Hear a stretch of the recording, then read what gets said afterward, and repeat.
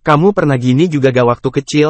Pemilik akun TikTok Echa Humaira 20 belum lama ini membagikan aktivitas rutin yang dilakukan putri kecilnya di pagi hari.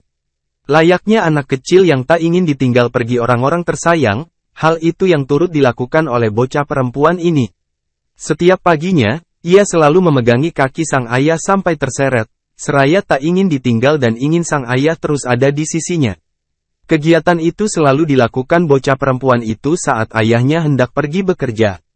Rutin harian SBLM pergi kerja, tulis si pemilik akun dalam keterangannya.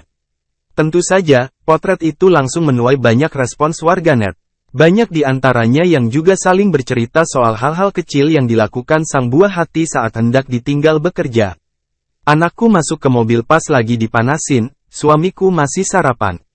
Dikira masih tidur makanya gak ada drama, ternyata malah ikut ke tempat kerja, tulis pengguna akun TikTok D. Dulu gue pernah mikir ngapain sih orang tua kerja terus-terus, gak bosen apa?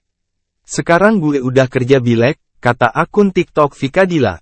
Pernah gue umpetin kunci bapak gue ternyata dia pakai motor lain, timpal pengguna akun bunga. Download Tribun X sekarang, menghadirkan lokal menjadi Indonesia.